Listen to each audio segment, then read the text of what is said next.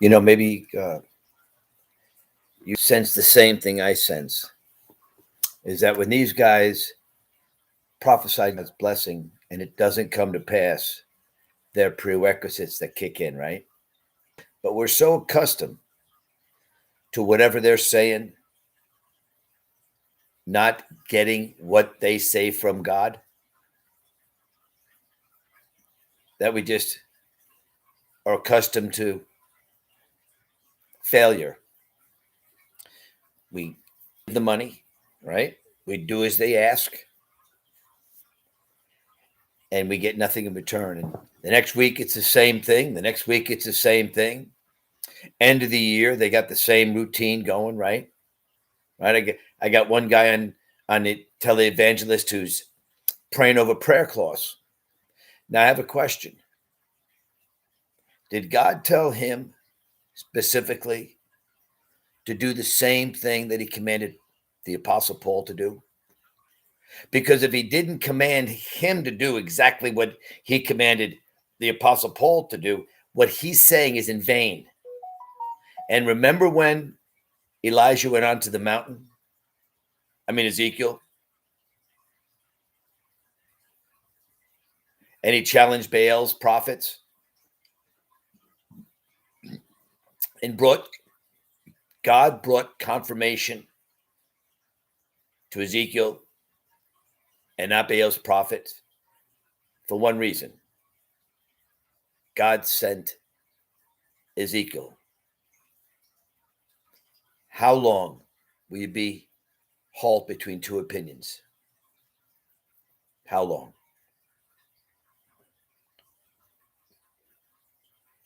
The litmus test for the person who's sent by God is that you have a relationship with God, not through him, not through his teaching, not through his doctrine, whether you're a Buddhist, whether you're a Muslim, whether you're a Christian, whatever you are, whatever your label is.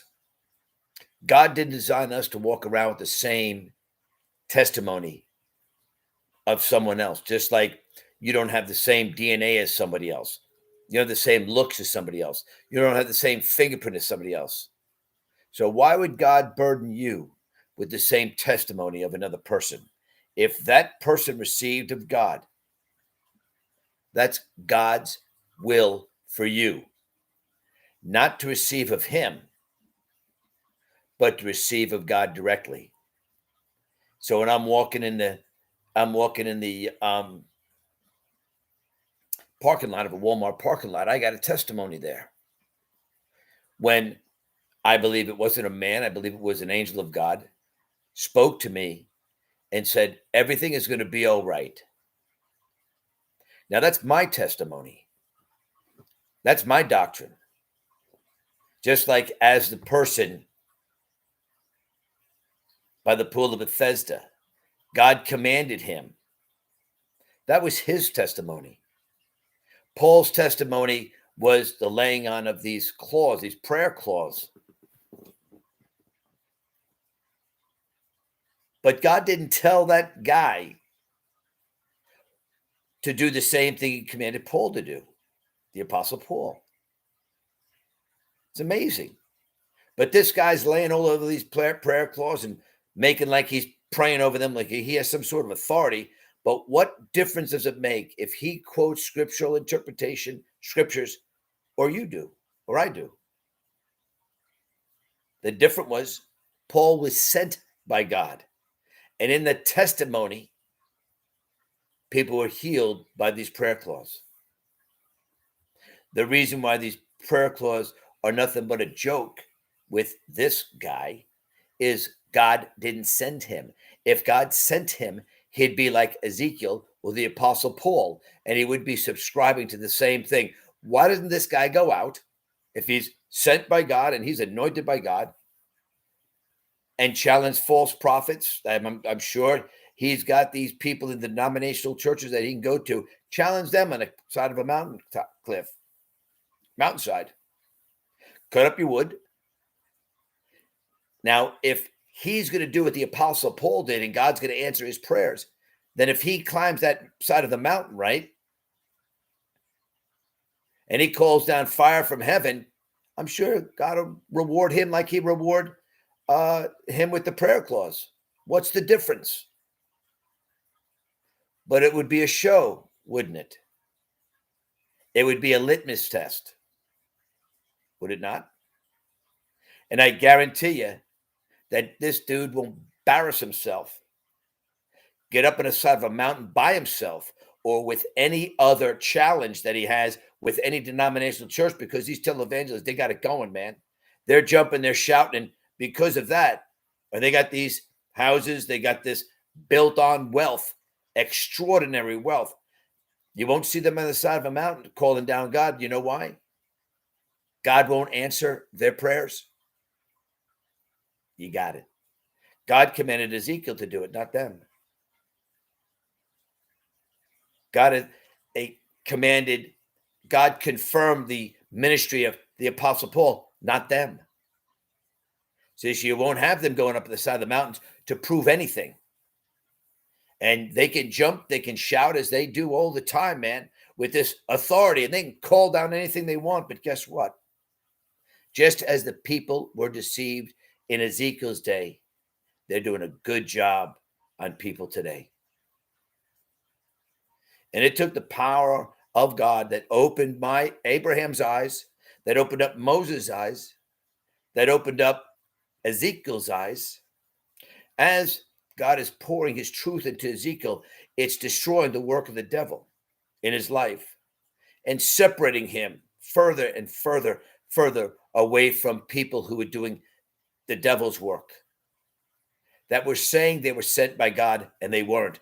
You know why these prayer clauses won't work? The same reason why the fire won't come down from heaven and consume the wood and the sacrifice, because they're not sent by God, right?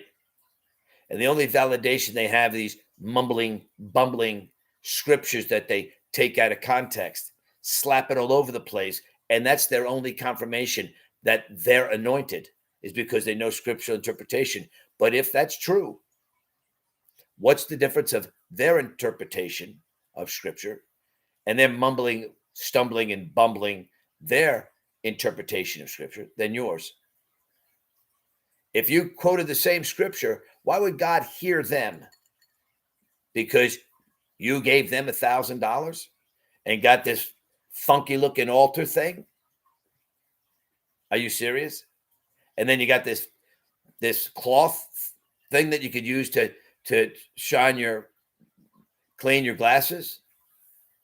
That's about what it'd be worth, because God didn't send them.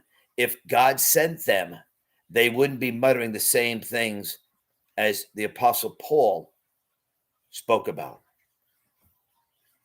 That's the bottom line. Every time Moses claimed something, it was brought to pass, whether it was putting down the rod, whether it was the frogs, whether it was the mosquitoes, whatever it was, whatever plague Moses prophesied, it was confirmed by God, because one reason: God sent them. But let these dudes go to another country where they're tyrants, right? We got them in the Middle East. They're still there. Let them call the plagues, the frogs, the lice, the locusts, and see if God confirms them. And he won't confirm them, because God didn't send them. And it took the power of God to open up my eyes to the truth. I was in a turnstile, a hamster wheel, and that's all that was happening. In 1 week, out the next. Give money to initiate some sort of faith, that God would see my faith. How? Because I gave money to these dudes? But if I did, then what I was hoping for, I would receive. In 20 plus years, I received nothing. They got rich. And they have the planes. They have the cars.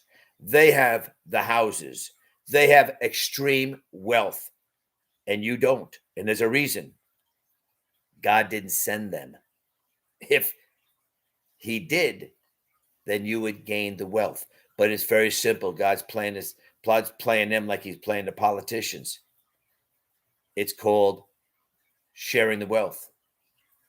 It's your wealth that they want. Just like the politicians want your wealth to play with. They don't want to work. They don't want to get their hands dirty. They want your wealth, what you've worked for. And then they gain the reward. And that's all they'll have is the dollars. Things that malls will consume. Right?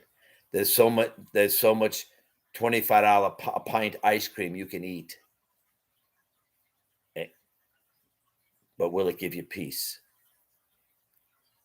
God has spoken to you, but you're squashing it. You squenched it. God has given you a testimony like he's given me a testimony. And it doesn't involve some dude begging for money or some dude quoting scriptures or some dude confiscating what God's confirmed with Paul, the apostle. That's what you need to hold on to. That's what God's going to confirm in your life. This power prosperity kick is a farce. The testimony that God gave you is a testimony that you'll have when times get tough. Your testimony. God bless.